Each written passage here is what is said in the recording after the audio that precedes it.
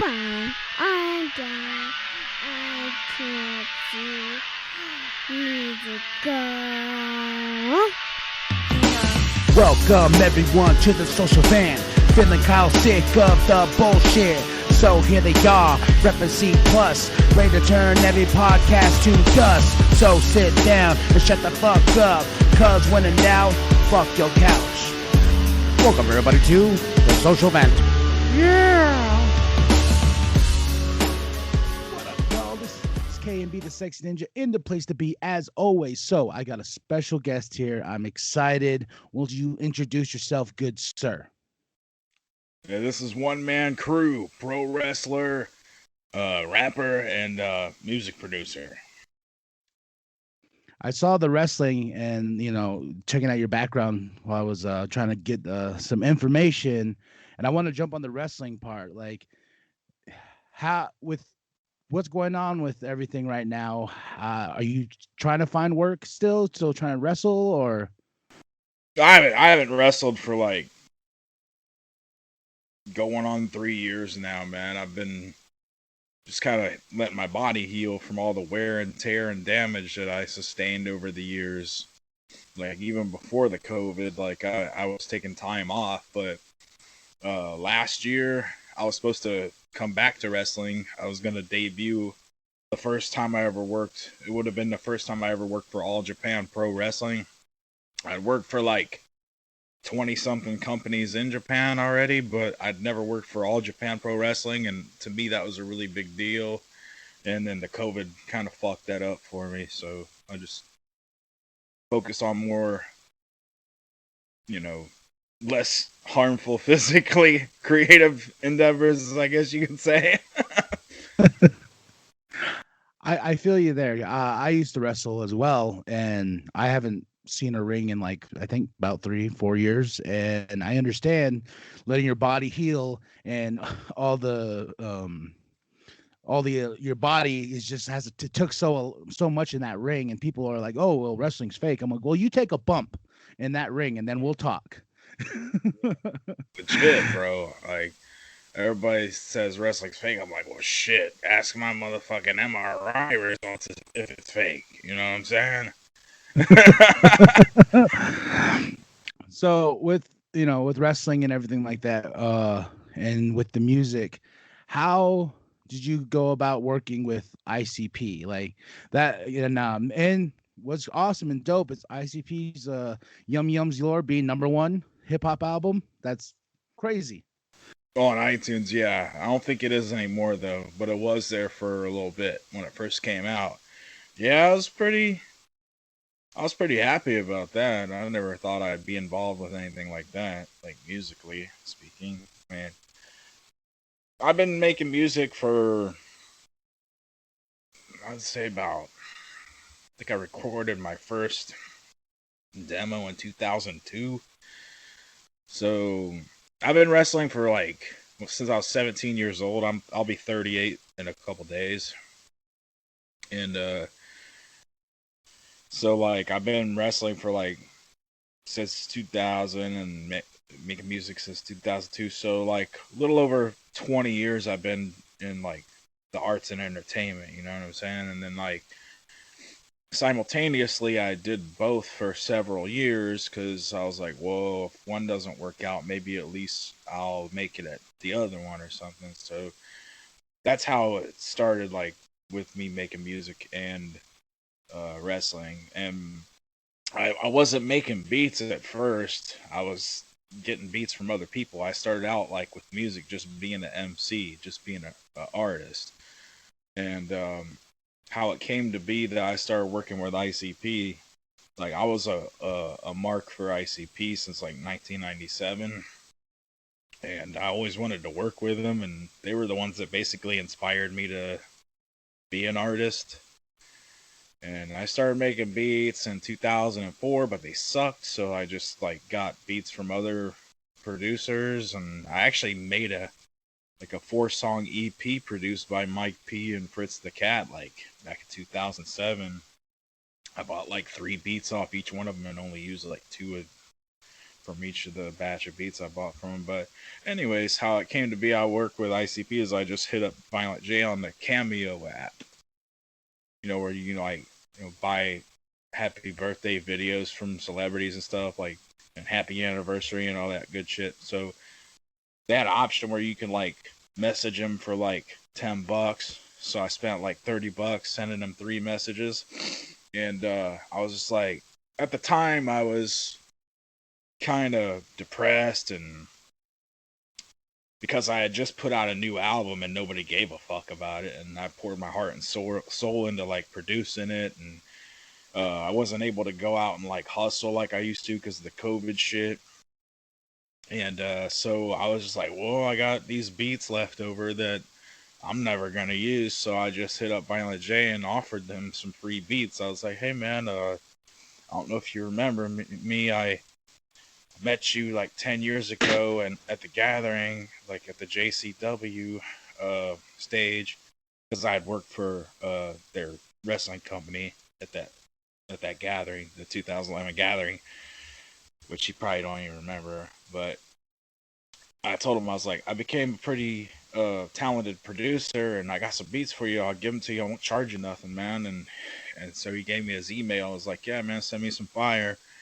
So I basically just sent him all the beats that I didn't use that I had made like probably 30 beats for my maybe 20 between 20 and 30 beats for my last album, and I only used like 10 of them. So like all the beats that I didn't use, I just sent to him, and he was like,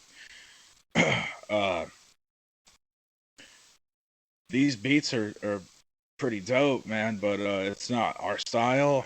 If you would do this and this and this and change it more to target our sound, uh, just keep sending us stuff. I was like, okay. So I started like making beats targeted toward their sound, like custom beats, not beats that I already made for myself and was just gonna give them to them. And then I started making like custom beats, and on the first like 2 custom beats I sent him, he was like, "That's what I'm talking about, man. Like, now we're getting somewhere." So after at that point, he already was like offering me a deal and stuff. So like at the time, I was just like, "Man, this shit ain't for real." Like it didn't sink in. It didn't sink in. Like the reality of it hasn't really sunk in yet until like that the You Produce ICP event on Patreon, where they actually played one of my beats to choose, like for the Juggalos to vote on which one they would use for that song. And then I was like, damn, man, this shit's for real. And so like it made me mad hungry, and I started like making more beats and just cranking them out. And now like I've sent them like 30 custom beats already so far since early October. And like I was making beats so fast like they couldn't even keep up with it. You know what I'm saying? They only used like 2 of my beats so far. But they had already had like most of the album, the Yum Yum's Bedlam album, already recorded. And then I just guess I came along at just the right time, because then that Straight Jacket dude left the label. And so me and Devereaux and Shaggy the Airhead, I think we're like the 3 like main active producers that are working with them now. But I know Violent J has said that they have beats from Mikey Clark that they just kind of dug up in old emails, that it was like, oh shit, here's these beats he sent us that we didn't use. And I think they used like 5 of them for the album, for the Yum Yum Bedlam album. But yeah, man, so that's the story of how it started. I just hit him up on Cameo and just sent him some beats, and then he was like, fuck this Cameo shit, man. Like, here's my number. And then that's not exactly how he said it, but Yeah. Well, it's crazy when you think about it. Just takes a little push on your end to have this thing just happen. It's like how I got the Shaggy 2 Dope interview, and got to go meet him, sit on the tour bus and stuff like that. Like it was just a matter of a call. Then fast forward, I'm sitting there with him and I'm just like geeking out, like, what do I do? What do I do? But but I'm looking at your album. I'm looking at your album right now, Legend of the Earth, and I have listened to it from top to bottom. And I gotta say to all the ninjas out there, it is dope. Like I can feel the heart and soul you put into this record. You know what I'm saying? Like, I want to know what inspired the cover, because the cover alone is just so. Thank you, man. That means a lot. That means a lot to me. The cover, I designed it myself, actually. So the wrestler, the Iron Sheik, right? He always says like Legend of the Earth, like you gotta be the Legend of the Earth, otherwise go fuck yourself. You know what I'm saying? So I thought that was funny, like how he said that. And I was like, yeah, he's right. I want to be a Legend of the Earth. So that's why I named the album Legend of the Earth, right? So I was like, well, what would be a dope album cover? Legend of the Earth. So I was like, well, what if it's like a bunch of aliens attacking the planet Earth, and then like I superimpose my face into the like evaporation of the fucking all the water on the surface of the planet being evaporated into that the atmosphere. So that's what I kind of did. I just and then I'm into like conspiracy theories and shit and all that Illuminati shit. So I put some little symbolism in there and shit, and that's basically the whole idea of it is just it's a bunch of aliens attacking the planet Earth, and some all-seeing eye shit in there. It's really actually some low-key satanic shit, if you want me to be honest. But It's still art, though. You know what I'm saying? yeah. Because like with the features alone on here, you got Bizarre, C to Six, Little White, Capital Z, and this album just bangs. And I gotta ask, like, how did the Bizarre collab go? Because I know he's been doing it for a minute. Yeah, oh yeah. Well, I hit him up back in like 2007 to do a feature for me, and at the time he was gonna do it for me for only like, because I came at him like super humble and super respectful, and he was gonna do it for me for like $500 just to hook me up. But at that time I was super broke and I couldn't afford it at that time. Well, while I was living in Korea and I was a lot more fortunate, I had the money. I had some sponsors and stuff that helped me get the money up to get the feature from him. But he charged me. He taxed me a little bit more than he originally did it. Would have like 10 years prior, and so yeah. But he did it for me, and it turned out pretty dope, and I'm really happy with it, and to be able to actually, that song I got from like, I got that verse from him back in like 2017, and for that was a really big deal to me because that dude was in D12 and rapped with Eminem and stuff like that. So like to me that was like, I kind of felt like I was already like making it in the game already, even though I really wasn't. You know what I'm saying? I know. And I like even before that, like 10 years ago, I did a song with Isham, and that song was like on this mixtape called UGH34. It was hosted by Axe Murder Boys at the time, and there's two versions of that song, and I have the remixes on my previous album. But yeah, the whole thing with Bizarre, one of my homies was a big fan of D12 when he was a teenager, and he was like, man, he was marking out hard, man. He was riding nuts hard over that damn feature, man. It's still pretty funny to me to this day because this guy's like an MMA fighter and like a legit pro wrestler, like looking like Arnold Schwarzenegger and shit, and like he still marks out for that one little feature I have with a Bizarre.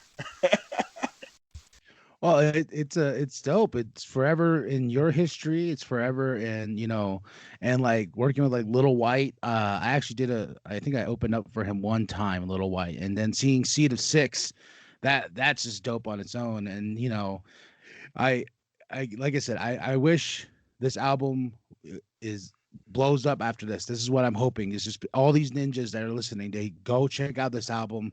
I'll have the link in the description below and just let it melt your ears with the freshness. And I gotta ask, like, what do you feel is next? Would you do another album? I think I will. I don't know if it'll just be like something I do by myself or something that like maybe in the future I have a chance to drop something on Psychopathic. I don't know. I can't really reveal too much information. It's just that I just got to keep doing what I'm doing and produce some music for right now. And once I get to know the guys at the label like personally and stuff, like I'll be able to get like more opportunities to do other stuff with them. But whether or not I do it with Psychopathic or not, yeah, I could see myself putting out another album in the future for sure. Yeah, and with that, I like I said, I'm sending all the love, brother, because I know like this project is so dope to me, and knowing one could be on the horizon makes it even fresher in my head. I'm just like, oh hell yeah, you know. And what is there any other artists out there that you would love to work with? With musically, Oh man, like I'm trying to like I've been hitting up now that I'm like making money and shit. Like I'm hitting up like all the people that I hit up a long time ago to work with me. Like for example, like Project Pat. He said he would hook me up with a verse for like $1,000. I tried to hit him up. Now I'm getting the fuck you price. Like, I tried to hit up all these people like Jelly Roll. He said he'd give me a verse for like $750. Now nobody wants to talk to me. Now it's crazy.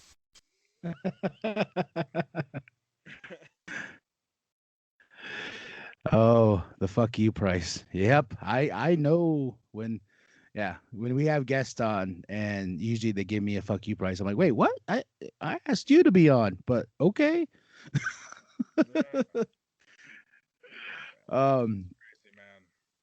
with Yum Yum's lore out, what would you say is your favorite track off there? Even though besides the one you produced with the beat. Oh shit, man! I really like that. I've had it worse, produced by Devereaux. I like that song a lot. That's a really dope song. It's uh from what I gathered, what it means to me is just like you could think that like you have a shitty life, but somebody's always got it worse than you. You know what I'm saying? So I really like that one. I like the beat. I like the concept. That Ding Ding Doll song, that motherfucker makes me laugh every time I listen to it. I love that Ding Ding Doll. That shit's funny as fuck. And yeah, just thinking about a damn doll. Fucking Well, they're great at concept songs, and that song is just so it's rocking in so many levels. On the track that gets me like hyped all the time because I've been listening to it like non-stop from top to bottom. Afraid of Life. I just have to dance every single time that song comes on. I don't care where I'm at, grocery store, taking a shit. I'm just like, oh god damn, yeah. I think that whole fucking album's slapping from front to back. I like it. I really dig it.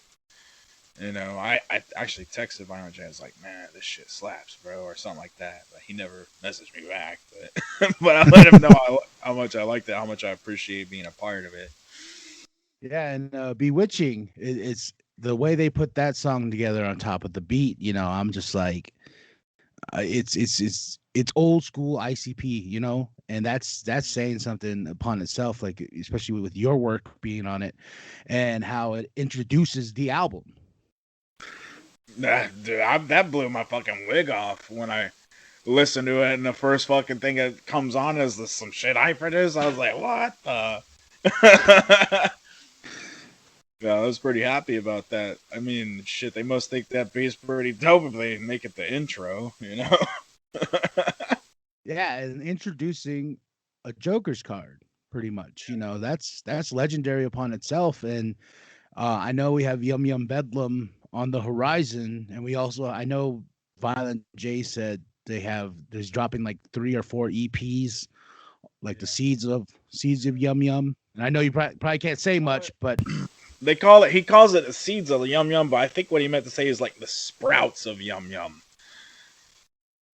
ah, Yeah, that's what he meant to. I think that's what he really meant to say, because I saw on one of those Patreon videos, he's like, "What would you call that? The seeds of Yum Yum?" And I'm like, "The sprouts of Yum Yum." I'm like yelling at the TV, "It's the sprouts of Yum Yum."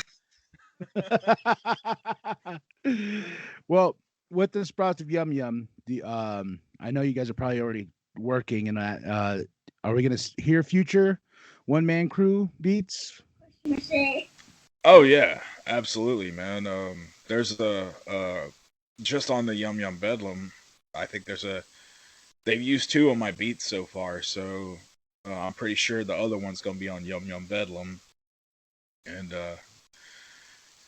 basically, like with me, as a producer and as a juggalo, a longtime juggalo, what my goal is as artists, they always are moving forward. They want to make the newest shit, and they're always looking forward to the next things of to the future, and they're not trying to be backtracking to how they used to sound or whatever. But as a juggalo, I know juggalos want to hear that old school flavor. So what I feel like my job is, as both a producer and as a juggalo, is to kind of somehow bridge the gap between the new style of production of the modern stuff of today, like the trap shit and whatnot, and bridge the gap of that shit and the old school shit that the juggalos love. You know what I'm saying? So that's what I'm trying to do, is just kind of like satisfy like everybody. You know what I mean? And that's the thing too, you know, like I've seen a lot of like people who talk about this album and don't like it at all because they're like, oh, you know, they're I want old school ICP. I'm like, well, they're go listen to it. Like, there's nothing stopping you from listening to it. You know, they're artists; they have to evolve. And it's my favorite line from my favorite line from Jay-Z that I still hold to this day. He goes, "You want my old shit? Go listen to my old shit." You know, that's Legit. Hell yeah, man. I agree with that. As artists, everybody wants to evolve. Like even me, as like doing my own shit. Like I'm always trying to like keep my finger on the pulse of what's going on today. Kind of adapt with the times. So I could see it from both ends of the spectrum, from both sides. As artists, they of course want to move forward and keep developing and keep making new shit and keep staying fresh. And then on the other flip side of that, there's always those old school fans that are like, well, I like the way this sound or that sound, or whatever. Me personally, I've been a long time fan of theirs, so I enjoy all their shit. But I can really sympathize or empathize, I guess you would say, with those old school fans that are like, well, I wish they sound like more like this or whatever. I think the reason that is, though, and this is just from my own personal analysis, my own personal opinion, is that for the past like decade, I don't think the producers they worked with could fully encapsulate that same sound that like Mikey Clark produced and Mike P produced. That ICP sound. I don't think the other producers, really understood the gimmick, if you will, of ICP. They're clowns. You want to have some like circus and carnival sound and shit. You know what I'm saying? And that's basically what it's about. It's just respecting the gimmick, staying true to the actual characters of what ICP are. They're clowns. They're insane clown posse. You know what I'm saying? So you want to have that circus like carnival vibe to the shit.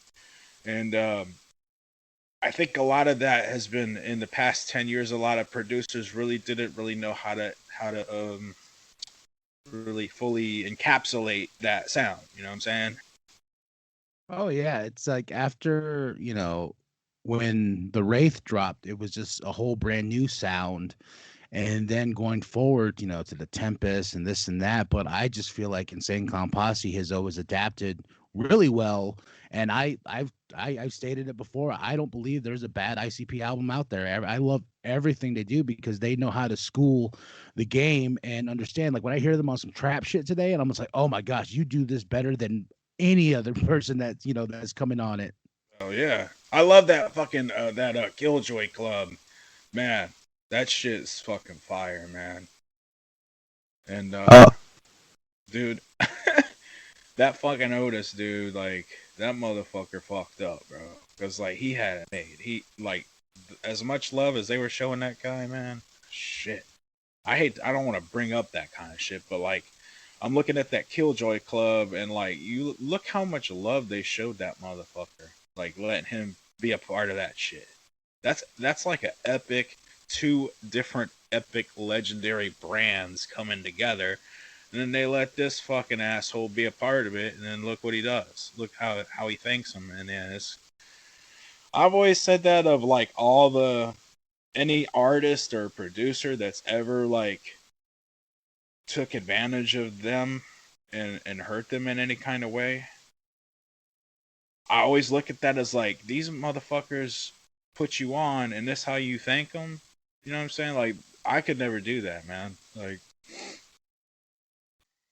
Yeah, it's like, with Killjoy Club, that release is so like I think of an alternate universe, like man, what if we got more Killjoy Club? What if this, yeah, it's gets crazy because that Killjoy Club album, it's forever gonna remain a classic, but forever tainted. You know what I'm saying? Like, yeah, that's what I'm saying. Like that, I love that fucking Killjoy Club album, man. But now when I try to listen to it and that motherfucker's on it, it's hard for me to listen to it. You know what I'm saying? But, and I feel you, and I understand too, and I try really hard just to stay away from that stuff and just try to evolve with the music. But I feel you on the potentialness of more Killjoy Club, but then the bone that came with it. mm. And also, not only that, but one of them dudes died already. You know what I'm saying? The Koopsta, he had like a stroke or an aneurysm or something and died. Uh, I don't know, maybe something else. I don't know, but what I heard it was like some kind of brain problem, and so like there's only like actual four of the six people that were in Killjoy Club actually could even do it. Which they could still do that. They could still make an album with those four, but yeah, man, that just I didn't mean to get too much off topic with that No, shit. you're good, bro. Every time I think about the Killjoy Club, it's just like ah. Well, it goes to Lotus. It's one of those things like it in an alternate universe, in a happier universe, we would get more Lotus, but it ain't gonna happen. And it's just like, damn, you know what I mean? It's just one of those things like musically with people that we've looked up to and listened to and all this stuff, and it's just like, damn, in an alternate universe we could be getting this, but at the same time I got, Yum Yum's lure just blew my wig off so fat and fresh that it was meant to be this way. Oh yeah, bro. Yeah, I'm looking forward to hearing the actual Yum Yum Bedlam, man. Like it's still like it's still hitting me that I actually have like produced that intro on that Yum Yum's Lure. Like I ordered a Yum Yum's Lure physical CD off of eBay. It was like 160 something dollars. Just to add to my collection, you know what I'm saying? Of like stuff that I've done. Like I got like wrestling DVDs and CDs I put out and shit, but Nah, I feel you. I want a physical copy of Yum Yum's Lore, and I was seeing the prices on eBay, and I'm just like, ah. Yeah, dude. Like, I put my max bid at $300. I was like, I was like, fuck these guys. I'm getting this bitch. Like, I was hell bent on getting one of them motherfuckers. I bet if I could just, like, email Jumpsteady and be like, hey, homie, let me buy one of them. They probably had like one or two of them laying around somewhere.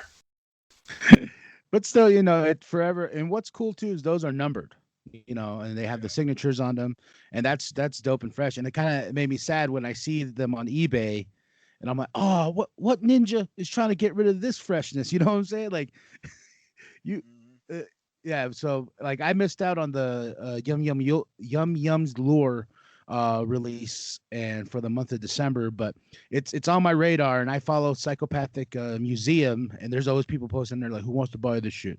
Well, I'm like, me. Yeah.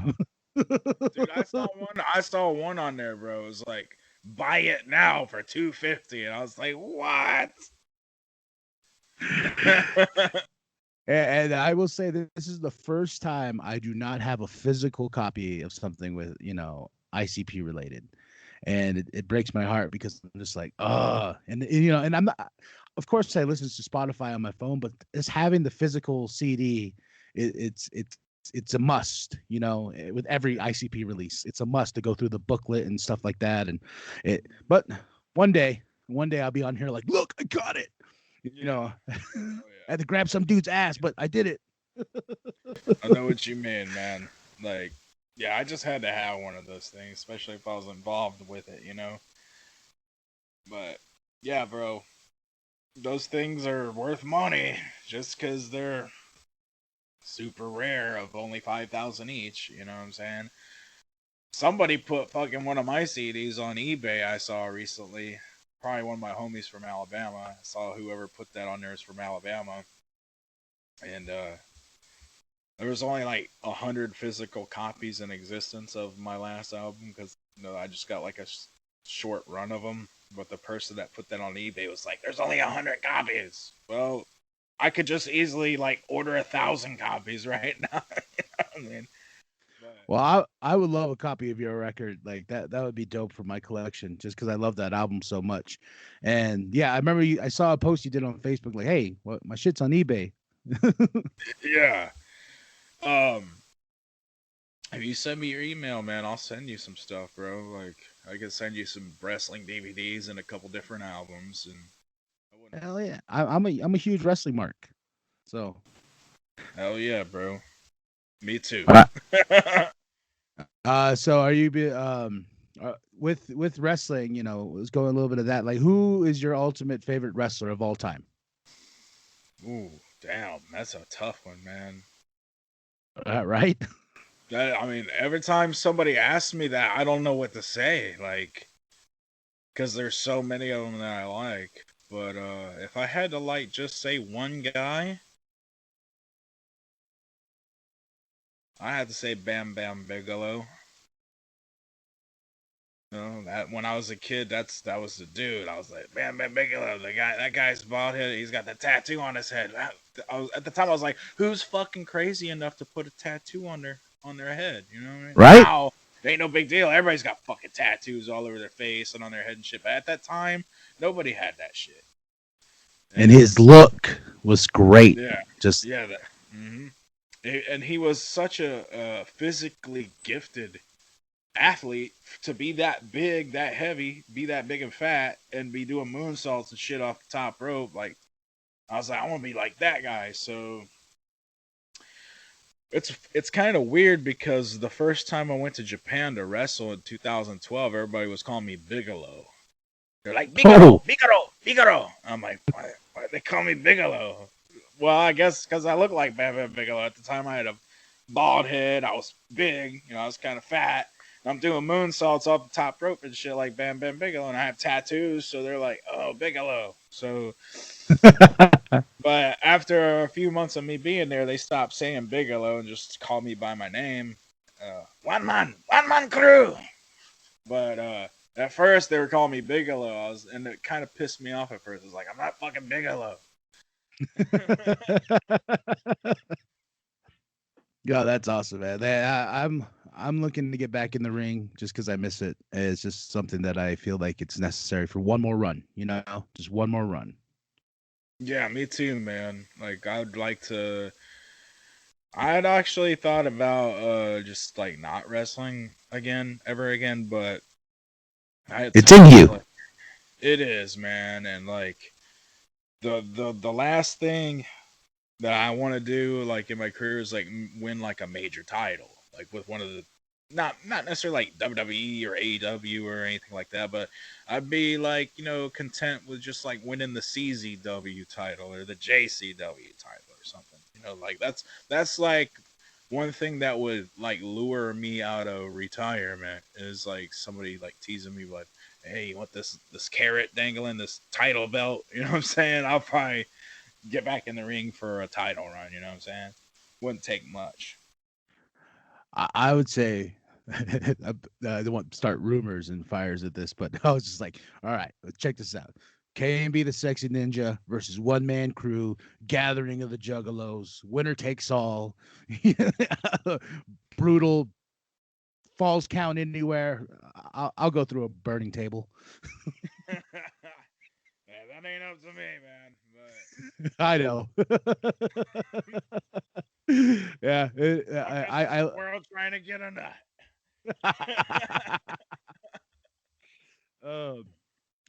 Well, this was fun. This was dope, and thank you so much for coming on. I really appreciate it. No problem. And we will have One Man Crew's music playing us out. I will have the links below to the album and to other stuff. Is there anything that you would like to plug before we get going? Yeah, I would like people to subscribe to my YouTube channel. If you do, it's just One Man Kru is the name of the YouTube channel. And then I got this promotion going on right now. I got this really dope T-shirt on ProWrestlingTees.com/OneManCrew. If you buy one T-shirt, it's called the Bloodthirsty Savage T-shirt. I actually got a video of Jerry Springer plugging it for me on my YouTube channel. If you buy one, I'm gonna donate $5 of the proceeds to St. Jude Children's Research Hospital. So check out that Bloodthirsty Savage shirt at ProWrestlingTees.com/OneManCrew. Yes, and we'll have the link to that below so you can check it out and have no excuses but to check it out. Thank you. That's dope, bro. That's awesome. And thank you again. I can't wait to have you on again, talk more music and stuff like that. But I had to get with you just because I had to know One Man Kru, and now I know, and you are dope as fuck. Thanks, brother. I appreciate it. You are too, man. All right, y'all. Well, thank you to One Man Kru for joining us. Like and subscribe, share it with your grandma, share it with your grandpa, share it the bum down at Walmart. Enjoy the track that's going to play after. And like and subscribe and all that good stuff. And go to One Man Kru's YouTube channel to check it out. This ninja's banging. It's dope. Just do it now. You will not be sorry. So check it out. All right, y'all. When in doubt, fuck your couch. Yeah. I made a deal with the devil cause life is too short and cause nothing lasts. Is it worth the fortune and fame? I probably never asked. It's just the price I had to pay so I could escape my past. I'll burn eternally, but until then I'm gonna have a blast. I made a deal with the devil cause life is too short and cause nothing lasts. Is it worth the fortune and fame? I probably never asked. It's just the price I had to pay so I could escape my past. I'll burn eternally, but until then I'm gonna have a blast. Taught me all about patience, he's shining on me from above. And Grandma Rose showed me how to forgive and taught me unconditional love. And Grandpa Bob always made me laugh and made sure that I got a haircut. And Grandma D always bought me stuff and cooked good food to fill up my gut. And to Courtney and Christine and Joey and Shannon and DJ and Roman and Angie and April, you all are my cousins, and for you I'm grateful for being at Christmas as I am so label. I miss all my aunts and my uncles, especially Wally, John, Lisa, and Pam. I think of my mother and father as I feel alone in this faraway land. And to my bros Jesse and Nicholas, I miss you both and I hope you get paid. I hope that you're blessed and I wish you the best, and I know that you'll soon have it made. And to my son AJ, I love you so much and I'm sorry your dad is away.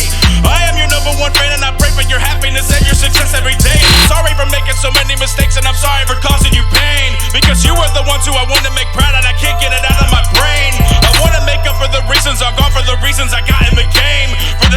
selfish reasons that I sold my soul to the devil for riches and fame. I made a deal with the devil cause life is too short and cause nothing lasts. Is it worth the fortune and fame? I probably never asked. It's just the price I had to pay so I can escape my past. I'll burn eternally, but until then I'm gonna have a blast. I made a deal with the devil cause life is too short and cause nothing lasts. Is it worth the fortune and fame? I probably never asked. It's just the price I had to pay so I can escape my past. I'll burn eternally, but until then I'm gonna have a blast. Once I was a wannabe and sometimes I would even fake it. For this I traded my essence. I told Lucifer that he could take it. Thought that it made sense for all the fame and cash that I could rake it. Now that I've awakened, all the flavors of pleasure in life I've tasted. Moving on, I was weak, now I'm strong. Used to have nothing, now I have it all. All the player haters, I proved them wrong. They probably thought that I would never do this long. Was born with a shine, now my soul is gone because I pop paying bills and abuse the bong. I wanna go to heaven, but I blew it on because I never even read chapter 2 of Psalms. Spaceship, I done been to Saturn. I had to go there just to meet the Phantom. To work together on tracks in tandem in hopes that this record might just go platinum. We as humans have different standards in our weakest moments. We need to man up, and it's okay to fall down at random as long as you have the willpower to stand up.